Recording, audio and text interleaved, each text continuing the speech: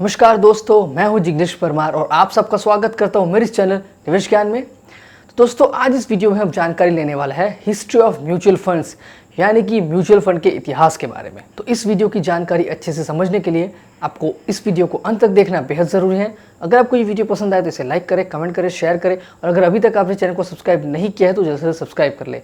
एक बात और बताना चाहूँगा, अगर आप एंजल ब्रोकिंग के साथ म्यूचुअल फंड और डीमैट अकाउंट ओपन करना चाहते हैं तो यहाँ पर डिस्क्रिप्शन बॉक्स और कमेंट सेक्शन में इसकी लिंक दी गई है।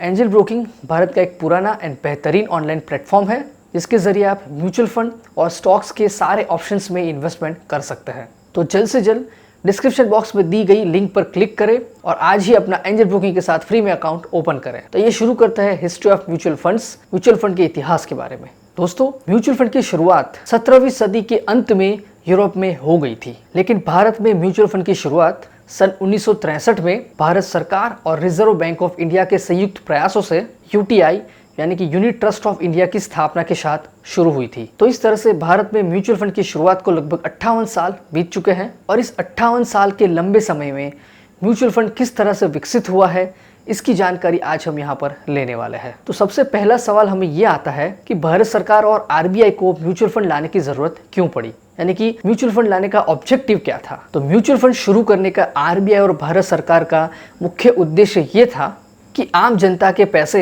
स्टॉक मार्केट में इन्वेस्टमेंट करके आर्थिक विकास को तेज किया जाए।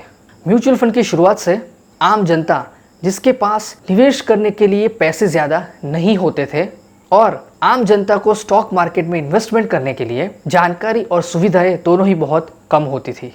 ऐसे में म्यूचुअल फंड की मदद से आम जनता जिसकी संख्या करोड़ों में थी, उनसे छोटे छोटे निवेश के रूप में पैसे इकट्ठा करके उस पैसों का स्टॉक मार्केट में एक साथ इन्वेस्टमेंट किया जा सकता था और इस तरह से आम जनता को म्यूचुअल फंड की हेल्प से स्टॉक मार्केट में निवेश करने का मौका मिलता था। तो दूसरी तरफ कंपनियों को बिजनेस बढ़ाने के लिए काफ़ी मात्रा में फंड्स मिलता था और इसी तरह से भारत की आर्थिक विकास की गति बढ़ाने के उद्देश्य से भारत में आरबीआई और भारत सरकार के द्वारा म्यूचुअल फंड की शुरुआत हुई थी। तो दोस्तों, भारत में म्यूचुअल फंड के विकास को 4 हिस्सों में बांटा जा सकता है। पहला भाग है सन 1964 से 1987 तक, दूसरा भाग है 1987 से 1993 तक और तीसरा भाग है 1993 से 2003 तक और चौथा भाग है 2003 के बाद का। तो आइए इन चारों भागों को हम डिटेल में समझने की कोशिश करते हैं। पहला भाग 1963 से 1970 यूटीआई की स्थापना और विकास। Unit trust of India UTI जो भारत का पहला म्यूचुअल फंड है, उसकी स्थापना पार्लियामेंट एक्ट द्वारा 1963 में किया गया। यूटीआई द्वारा पहला म्यूचुअल फंड स्कीम 1964 में आया जिसका नाम था यूनिट स्कीम 1964। इसके बाद 1970 से 1980 के बीच यूटीआई ने अलग अलग निवेशकों को उनकी ज़रूरत के हिसाब काफ़ी सारे दूसरे स्कीम भी शुरू की, जिसमें प्रमुख था यूनिट लिंक इंश्योरेंस प्लान यानी कि यूलिप। ध्यान देने वाली बात यह है कि यूटीआई के पास म्यूचुअल फंड निवेशकों द्वारा जमा रकम जो 1984 में 600 करोड़ थी, वो 1987-88 तक लगभग 10 गुना से भी ज्यादा बढ़कर 6,700 करोड़ हो चुका था। तो ये था पहला भाग। अब हम बात करेंगे दूसरे भाग की जो था 1987 से 1993 तक पब्लिक सेक्टर बैंक का म्यूचुअल फंड में प्रवेश। वर्ष 1987 तक भारत में यूटीआई अकेला म्यूचुअल फंड संस्थान था, लेकिन इसी साल भारत सरकार ने पब्लिक सेक्टर बैंक को भी म्यूचुअल फंड स्कीम लाने की अनुमति दी और इस तरह म्यूचुअल फंड में अलग अलग बहुत सारे बैंक और संस्थाओं ने म्यूचुअल फंड स्कीम लाया, जिसमें सबसे प्रमुख बैंक और संस्थाएं थी इंश्योरेंस कॉरपोरेशन ऑफ इंडिया यानी कि LIC, general insurance corporation of India, SBI mutual fund, can bank mutual fund, Punjab national bank mutual fund, Indian bank mutual fund, bank of India. इस तरह 1987 के बाद अलग अलग म्यूचुअल फंड संस्थाओं के पास निवेशकों का कुल जमा 6,700 करोड़ से बढ़कर 1993 तक 47,000 करोड़ से ऊपर जा चुका था। तो ये था दूसरा भाग।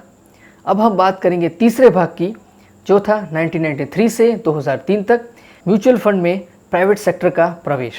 हिस्ट्री ऑफ म्यूचुअल फंड की अगर बात आए तो वर्ष 1993 में भारत में म्यूचुअल फंड का एक नया युग शुरू हुआ, क्योंकि इसके पहले सभी म्यूचुअल फंड संस्था यूटीआई के अंडर काम कर रही थी। लेकिन 1993 में सेबी की स्थापना हुई और सेबी की स्थापना के बाद सभी संस्थाओं को सेबी के नियमों का पालन करना था। एसबीआई द्वारा म्यूचुअल फंड संस्थाओं को ऑर्गेनाइज तरीके से विकास और नियमन के उद्देश्य से म्यूचुअल फंड रेगुलेशन एक्ट 1993 लाया गया और प्राइवेट सेक्टर के संस्थाओं को भी म्यूचुअल फंड स्कीम लाने की अनुमति मिल गई। 1993 के इस अधिनियम में दोबारा संशोधन हुआ और बाद में 1996 में म्यूचुअल फंड रेगुलेशन 1996 आया। अगर म्यूचुअल फंड संस्थानों की बात करें तो वर्ष 2003 के अंत तक कुल 33 म्यूचुअल फंड संस्थाएं यानी कि एसेट मैनेजमेंट कंपनी काम कर रही थी। इसका कारोबार 1,22,000 करोड़ से भी ऊपर हो चुका था। ये था तीसरा भाग। अब हम बात करेंगे चौथा भाग 2003 के बाद का। वर्ष 2003 में यूटीआई को दो भागों में बांट दिया गया। एक भाग जो भारत सरकार के अंडर काम कर रही थी, इसकी कुल राशि लगभग 30,000 करोड़ थी, और दूसरा भाग एसबीआई, पीएनबी, बीओबी द्वारा चलाया जा रहा था। इसकी कुल राशि करीब 76,000 करोड़ के ऊपर जा चुकी थी।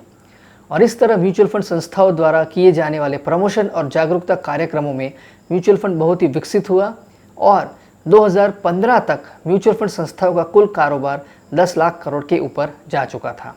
और पिछले 2 सालों में भारत में निवेश की जाने वाली राशि और भी तेजी से बढ़ी है। तो दोस्तों, ये थी जानकारी 4 भागों के बारे में। अभी फिलहाल भारत में करीब 44 एसेट मैनेजमेंट कंपनी यानी कि फंड हाउसेस एक्टिव है, जिसकी करीब 2,500 से भी ज्यादा म्यूचुअल फंड स्कीम एक्टिव है। अगर ग्लोबल की बात करें तो सन 2009 तक करीब 66,400 जितनी mutual fund schemes globally active थी, जो कि 2020 तक करीब 1,26,500 जितनी हो चुकी है। अप्रैल 30, 2021 तक के आंकड़ों की बात करें तो भारत में म्यूचुअल फंड का टोटल AUM यानी कि एसेट अंडर मैनेजमेंट करीब 32,37,985 करोड़ है, जिसमें से इक्विटी का AUM करीब 10 लाख करोड़ जितना है। टोटल फोलियोज की बात करें तो अप्रैल 30, 2021 तक करीब 9.86 करोड़ जितने फोलियोज भारत में एक्टिव है। इसमें सबसे ज्यादा फोलियो 8.25 करोड़ जितने रिटेल सेगमेंट में है, यानी कि इंडिविजुअल इन्वेस्टर के पास है। अब हम देखेंगे भारत की टॉप की 3 एसेट मैनेजमेंट कंपनी के बारे में, जिसमें से AUM के हिसाब से पहले नंबर पर है HDFC म्यूचुअल फंड, जिसका टोटल AUM है 3,62,762 करोड़ रुपए। इसकी टोटल स्कीम है 119। दूसरे नंबर पर है ICICI प्रूडेंशियल म्यूचुअल फंड, जिसका AUM है 3,38,768 करोड़ और इसकी स्कीम है 230। तीसरे नंबर पर है SBI म्यूचुअल फंड, जिसकी AUM है 3,07,841 करोड़,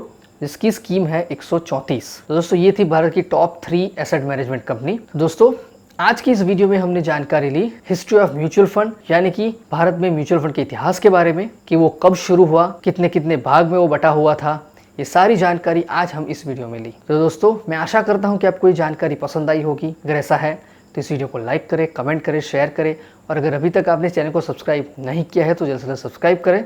तो मैं जिग्नेश परमार अब आपसे विदा लेता हूँ। मिलते हैं अगले वीडियो में एक ऐसी ही महत्वपूर्ण जानकारी के साथ। जय हिंद, जय भारत।